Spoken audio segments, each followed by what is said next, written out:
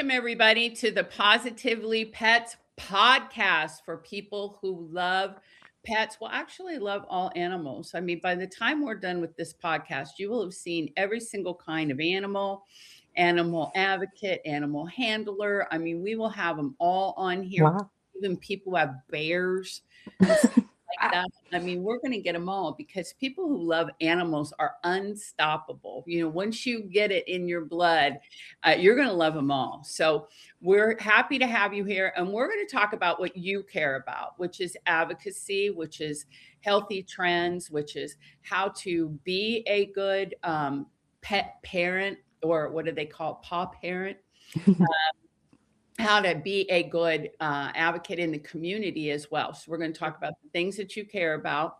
And one of the things that people care about for sure, is, gosh, I'm spending a lot of time doing this. I'm wondering, is there any way I could have a little side hustle doing this? Is there any way I could make a little money? And so today we're going to actually talk with some folks who have transitioned their care and love for animals into a career with great success and find themselves enjoying it tremendously. My name's Jenny Sanders. I'll be your host today, along with the inimitable Maddie Kennedy. She's joining us too. Maddie, take it away. Yeah. So like Jenny said, our Positively Pets podcast is where we're talking about what you care about, which is animals. We're supported by Pico Pets, supply science-backed pet supplements for dogs and cats to better the health and wellness of animals. Feel free to check out our podcast page at picopets.com to see more about us and check out the Pico Pets products while you're there. So today we're going to be talking about how to turn your passion for animals into a career. And we have two very special guests, Kate and Megan. Kate is an incredible pet portrait artist, and Megan here is a vet tech.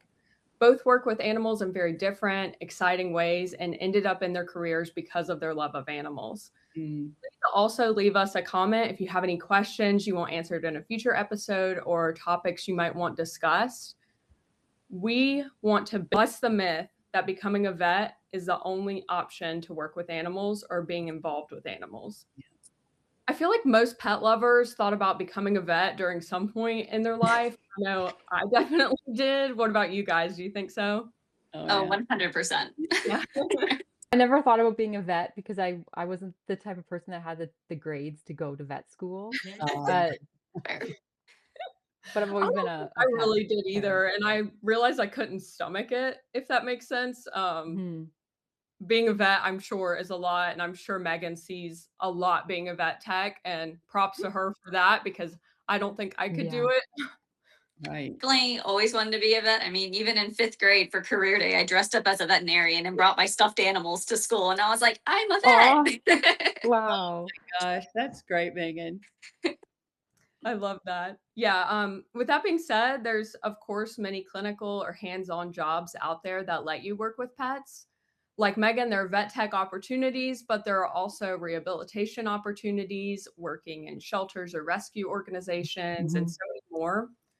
There's actually over 57,000 veterinary services in the US alone. So there's a lot of opportunities out there to work in the vet industry in general. Mhm.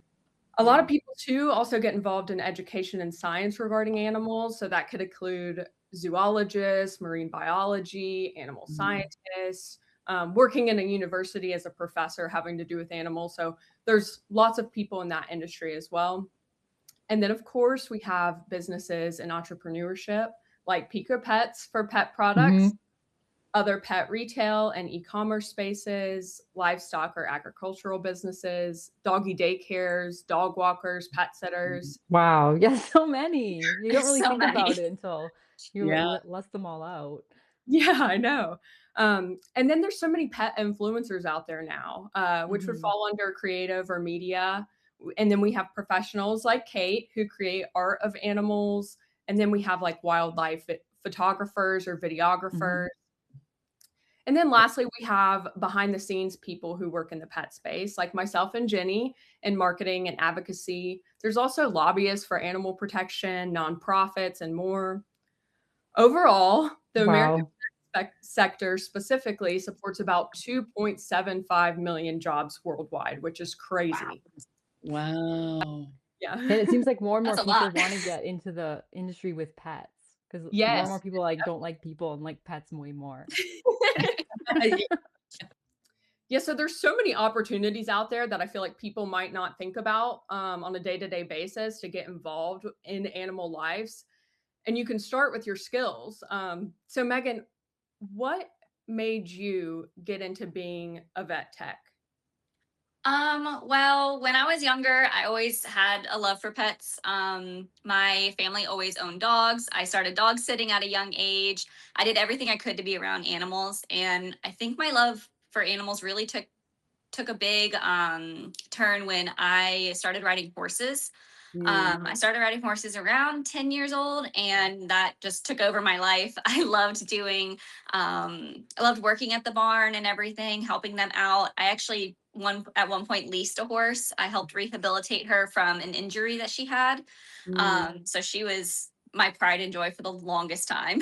And then when I turned 18, because you have to be 18 to work at a vet clinic, I started working as a receptionist for a veterinary office, and I realized that I wanted to do more with the pets. I wanted to be more hands-on. So then I worked my way up to being an assistant, and now I'm actually in school to get my technician license. Oh, awesome. That is so Wow. cool. Yeah. So it's been a fun ride. Definitely a lot of work, but I've always loved it. Yeah, yeah. Do you think it was solely your passion for animals, or did your personal strengths or skill set like play a part in being, in a vet clinic, if that makes sense? Love for animals definitely took a big part of everything. I also am really interested in like science and stuff. So the scientific part of the veterinary industry has always been a big part for me, like why we do things that we do, what medications do what, why we run these tests and everything has always been really fascinating to me. So I feel like that also played a really big role into why I really liked the vet industry. Okay, yeah, yes. Science is not one of my skill sets, so I eventually realized that that industry in the pet space would not be for me. Yeah. It's I'm it's a just lot curious. of science.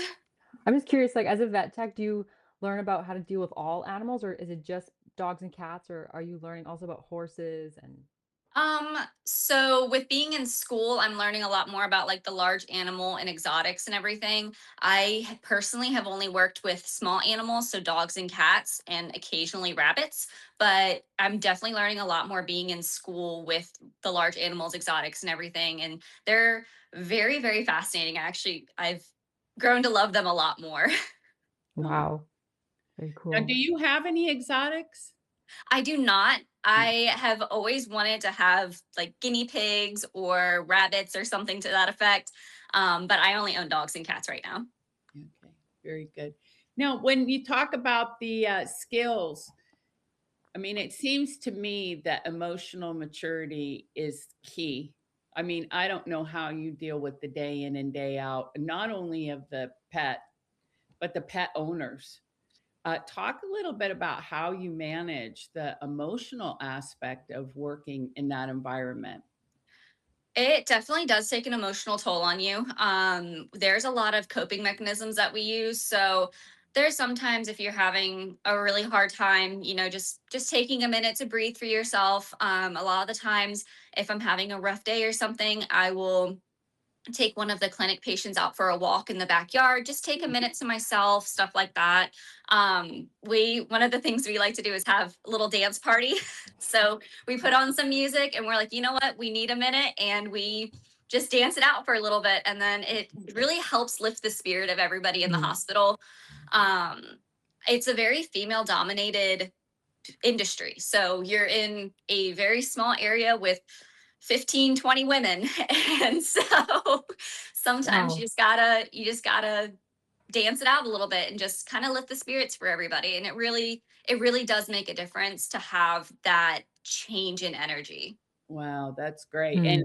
apparently, you work in a clinic where your owner supports that. Are you in Oh, a yes. corporate clinic or is it a privately owned one?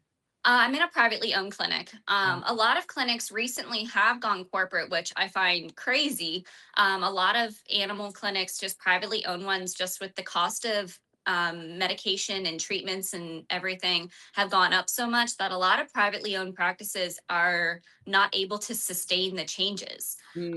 So we recently, there have been a lot of clinics in my area that have sold to corporate to be able to just try to keep their clinic afloat. Wow. Wow. I know a lot of times on social media, you'll see people talk about is going to a vet clinic like a money grab. Even in my long life, I remember going to the vet for $25. You can't do that anymore. Oh, But yeah. talk a little about the expenses that are involved there. I mean, honestly, it's not a money grab. I can tell you from personal experience, honestly, there's not a lot of the debt to income ratio in the veterinary industry is pretty high, especially going to vet school and everything and getting your license and whatnot. There is a pretty high debt to income ratio. The equipment and everything that's used at the veterinary hospitals are very expensive equipments. And so trying to have the costs offset the price of the equipment and everything. A lot of veterinary hospitals are just doing what we can to make ends meet. Honestly, there's not a lot of income in there or Wow. profit in there. Wow. And you're a hospital. You're not a clinic. And I guess the differences would be what you do surgeries and that kind of thing. Yeah, so we do surgeries. I'm at a general practice hospital, so we do like basic surgeries like spays, neuters, mass removals, stuff like that.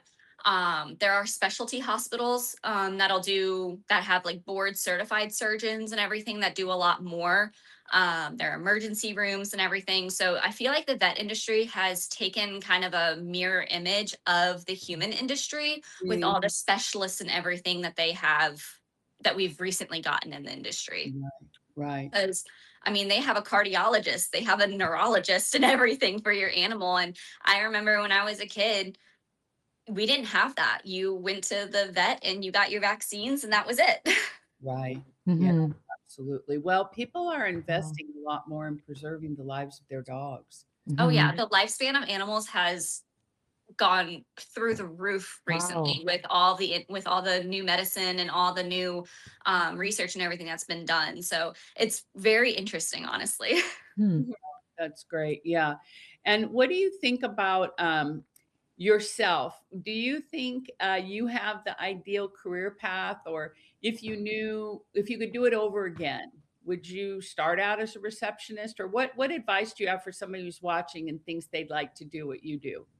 Honestly, I love that I started out as a receptionist. I feel like I got basic knowledge that I needed to help with being an assistant. I was able to do a lot more like client interactions. So I was able to work on my people skills and everything to be able to advocate for pets. Because one of the biggest things about this field is your animal doesn't have a voice. You are the voice for your animal. So being a technician and everything, I'm able to see the medical side of things and I'm able to advocate for the animal a lot more. So that's a really big thing in my opinion. That Give me an has example of what you mean. Like, so go ahead. um like an owner coming in, someone will say that their pet is limping and they're like, well, they're not in any pain. Well, if Mm, they're limping, then they are in pain because you don't limp on a regular basis if you're not in pain. But people don't understand those correlations with things. mm, People will say, oh, yeah, well, they've been shaking their head a lot. It's just a tick that they have. mm, Shaking their head is typically an indication of an ear infection. mm, Hmm. So, trying to help a dog owner explain or understand their pet's actions and realize, oh, well, there is actually something that's going on that I can treat to help with their life and everything. So trying to advocate for them and getting the help that they need. Wow, that's great. And then what about how do people handle it, or how do you handle it when people say, "Well, I can't afford that. I can't afford those medicines," or something like that? Well, so it's hard when that happens. Obviously we can't just wave a magical wand and treat everything. Medications are needed for some situations. There are some different options for medications. So there's going to be name brand and then there's generic options. So if someone is having issues with their finances and can't get the name brand, a lot of times we'll do the generic version, or we'll just come up with a completely different plan. Sometimes there's the gold standard and then there's the bronze standard that will still work. It's just may take a little bit longer to get that effect. Mm. And then, of course, picopets.com is one of our sponsors here today, and their dietary supplement line is all about prevention and longevity. How much do you work with prevention and longevity in the clinic? Are you just always responding to crises? Or are you trying to set up plans for pets? Or is that really the owner's responsibility to be proactive in that way? We try our best to try to advocate for the pet and say, hey, long term it would be really good if you started these supplements. Magnesium is a great supplement to have for your animal. A lot of dog foods and everything are just don't have the supplementation that they used to. So adding that magnesium and everything into their life is 100% going to help out, especially with their bones and joints, with their heart health and everything. That's one of the main ones that I absolutely love to use. But we try to promote being proactive about the pet health as much as we can. A lot of the times, once we're in the vet hospital, it's probably crisis mode that we're hitting. But for an annual service and everything, we try so hard to recommend dietary supplements and everything to help with their overall life. Yeah, very cool. Very cool. I've always respected vets, like going to the vet clinic. Like it's a hard job to have. I mean, you have to have a lot of empathy for the owners of the pets, but also like having to read like what's going on in a pet when they can't tell you like what is wrong. Like that's tough. I feel like that would be a tough job to have. It's crazy how stoic pets can be too. Like you don't even know that your pet, that there's something going on. They're living their everyday life, but they didn't eat breakfast one day and then all of a sudden something else is going on. And it's like there's so many little signals that they show, but they don't really show either. So kind of reading all the little hints that they give it's like a puzzle. That's great. Yeah, we'll have you come back again and you can tell us all the little hints. Oh, definitely. Yeah, Yes. yeah, that would be great. That would be great. Maddie, I took over. I started asking a bunch of questions. Sorry. No, I love it. I thought you had great questions.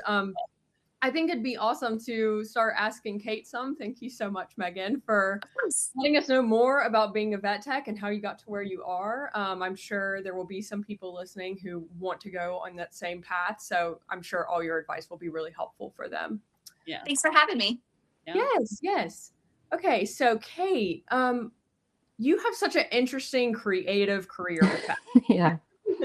It is. Career as an artist start, and when did you start dreaming about becoming an artist? Okay, well, I've been drawing for a little more than 25 years now. So growing up, I found school to be loud and kids were mean, and I just never really felt like I belonged. So drawing was like my escape, and that's where I actually felt like I belonged. So it was like a quiet place for me to go and be in my head and just create. And so I never had to actually go search for what my passion was. It was always just in there. And I used to look at photos and pictures from amazing artists and just dream about one day being able to do that. So if I would see a photograph, I would just be like, "Wow, what an amazing photograph!" And it's like, "No, Kate, that's a drawing." And I was like, "What? Like that's a drawing?" And I just remember being like, just flabbergasted, and just how much more alive like the drawing looked than the actual photo itself. So always wanted to be able to do that for other people and wow people with a drawing that I did that looked like a photo. And I still feel like I'm on this journey to perfection. Like it's not fully where I even want it to be yet, but it takes so much practice to get there. Yeah. So when I was around 12, I got my first commission and just seeing how, Really? Somebody yeah, Wow. Yeah, I That is was really young. I still have the drawing, but, like, it's like, to me, it's awful, but at that time, just seeing how excited people got and were, like, just amazed by this really crappy drawing was I think was the main turning point. Mm, So, from then on, I got rid of all my Crayola pencils and upgraded to professional pencils and paper, and I think that's when my work started to change, when I noticed the difference and then just kept improving, and I think that's when I realized that the artwork that I was creating wasn't just for me, but it was also for other people too. mm. Mhm. So, yeah, it's always been very fulfilling thing to Yeah, do. so Wow. have you always drawn pets, or at what point did you decide, like, "Okay, I wanna mostly focus on animals here, and I wanna move away from, X, Y, and Z?" When did that Mm. kind of start? So I actually started off drawing people and Mhm, babies and children. I think was my favorite thing when I was younger. And then, of course, I always do wildlife and then some pets here and there. But for a long time, people in my family or at school would tell me, like, you can't make a living doing your art, like, you'll starve to death, and all those myths around being Mm, an artist. So I just traveled a lot and kept searching all my life for this thing that I'm supposed to do with my life. And so I've had so many different jobs, but at the end of the day, I just always ended up coming back to my artwork because mhm, of course it was like my happy place. And then about 3 years ago is when it became a real career, I guess, because and I chose to focus on pets because I started to see how like people were calling their pets their babies and their children, and I also don't have kids, so like my pets were my children, and I saw that pets were like the biggest source of happiness for people. mm, And like human relationships are complex and complicated. So, but with our pets, like it's a relationship that's always so pure and simple and like full of love. Like you can never hate an animal or like hate your pet or fight no, with your cat. So I like just get so much joy from being able to look at pets all day long. oh, And yeah. but the opposite, like the sad truth about it is that pets don't live as long as we do. mm, So I think that's why I always try to make my drawings as perfect as I can, mm, because when they're gone, like sometimes the only thing we have left is like a drawing of them. So Mhm. yeah. So I'm not just You- drawing animals, I'm like creating a memory that will stay in the room on the wall forever. yeah. Yeah, yeah, which I mean, it's so important to Mhm. preserve that memory of your animal, like, Mhm. I mean, they go way too quick, they go way too quick. Mhm. Do Yeah. you have a favorite animal you like to draw? I would have to say like short hair dogs, like where's dogs like a pit bull or a boxer, like they kind of have like the really short fur. Mhm. Mhm. I don't know why. There's just something really satisfying about making like the shine from the light on Mm, the Wow. fur. Yeah. nice. And Ni like the wrinkles, like if it was like a bulldog with the wrinkles, I don't know, it's just like Oh, yeah. Yeah, the I'm little like really fun. Yeah. mhm. Let's take nice. a look at some of your artwork here. So, as we talked about, you're a colored pencil artist and you have amazing realistic portraits of our cherished companions. Mhm. You get every strand of fur, every Oh glint in the yeah. every subtle Yes. expression, and you work from a palette of over 100 light, fast colors. Yes. Yes. And these are just Like amazing. I mean, come on. Like, if you look at white fur, you think, "Oh, she just used a white pencil or a gray pencil," Right. but actually, like, there's, like, pinks and blues and purples, and, like, I just overlay a lot of different colors to get, like, the realism effect. Wow. Wow. That Mhm. is so cool. Wow. I mean, these are Well, just yeah, a lot of the pets here, are Pico pets. Yes.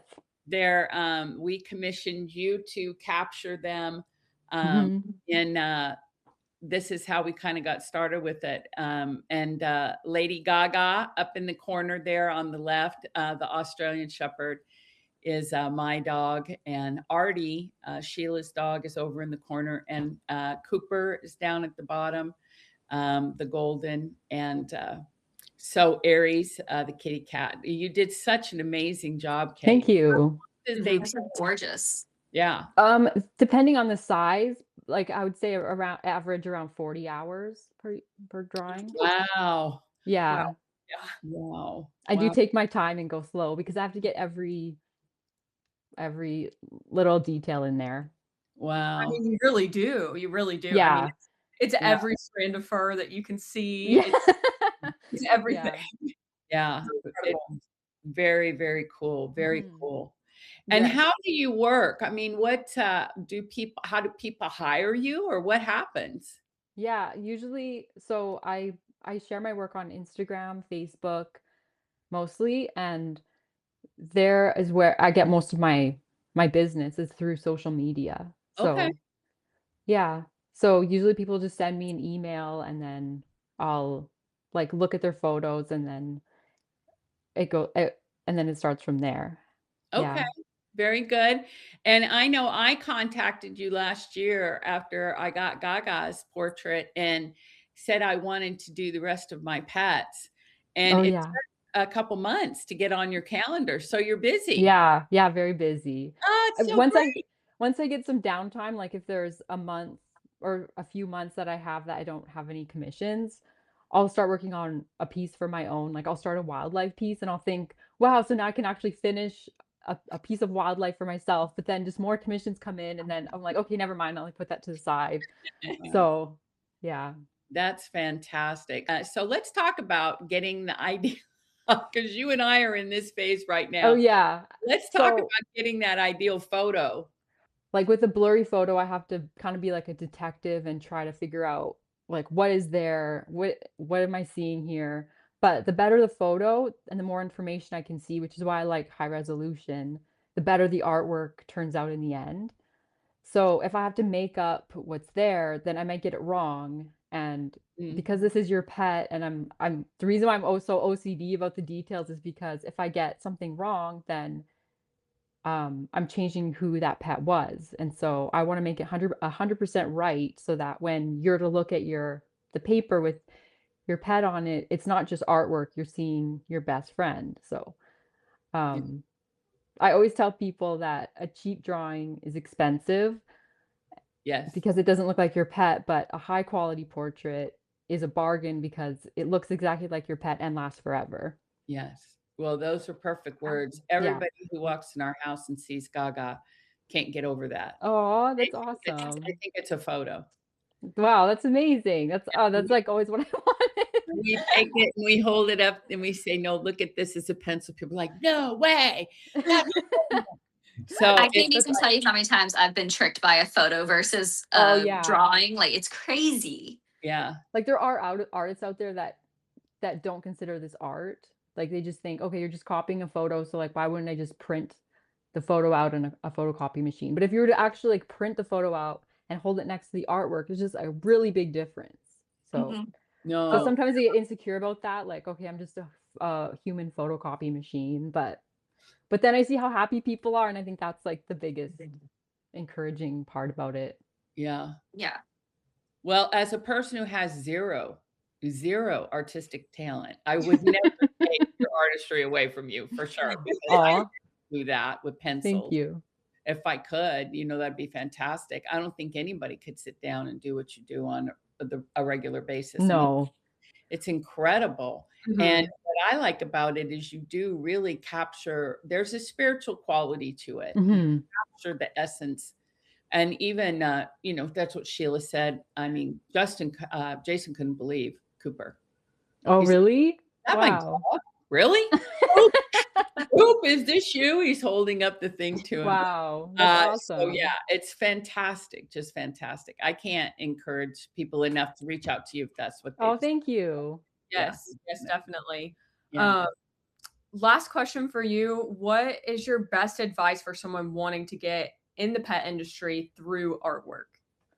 I would say just to have patience because most people will start and then they'll quit right away because they wanna see results today. They wanna be, like, amazing top artists, like, right now, but anything great, like, takes time to grow and build. Mm. So if you're to rush it, you'll just end up having to do it twice. But if you like take your time and try to perfect it, then you only have to do it once in the end of the day. And Mhm. also, you can't control like how people are going to perceive your work or Mm. what they think about it, but you can control how much effort you put in, how much love you put into it. So to not worry so much about getting a million followers and being a famous artist, but just to focus on becoming the best that you can be. And when you focus on like making sure you have the best quality and the best materials, then the rest will follow. And like people actually reach out to you for your work. So I give that advice often. I do get asked quite often, like, how I got to where I am, and that's my biggest advice. Right. Yeah, that's great advice. Right, and I think it's a perfect setup for wrapping up the podcast today and reminding everybody about Pico Pets, because that is exactly how it got to be what it is by focusing on being the best. It had a great, parent in the human products, and it does an incredible service, and people reach out to us all the time and ask us about them and how they can get them for their pets. So it's very exciting. Well, Kate and Megan, you guys have just made this podcast so cool. Wow, thanks. Yeah, thank you so much. I feel And so honored to be one of the first, like, people on your very first podcast. yeah. This is our first one, and then 1,000 years from now, when everybody goes back in the archives, they're going to be like, "Oh my gosh, this was their first one." And now Yeah. they're like, you can't even hardly get on their podcast. Kim Kardashian, but not really. Well, you guys, it's been a great time. Thank you again so much. You've just been a wealth of information. And what I love about it is you're super grounded and very successful at what you do. And that's what we want to encourage people to be grounded and responsible in their approach to pets, pet care, pet welfare, and just Kim Kardashian, but not really. Well, you guys, it's been a great time. Thank you again so much. You've just been a wealth of information. And what I love about it is you're super grounded and very successful at what you do. And that's what we want to encourage people to be grounded and responsible in their approach to pets, pet care, pet welfare, and just Kim Kardashian, but not really. Well, you guys, it's been a great time. Thank you again. Loving and sharing this information with you guys has been fantastic. What do you have to say, Maddie? Yeah, it's never too late to transition your skill set and career over to something with animals. Take your skill set, see what you're good at, and see where that falls in the pet industry. That's And right. then make sure to subscribe, share this episode with a fellow animal lover, and comment questions or topics that you want us to discuss next time.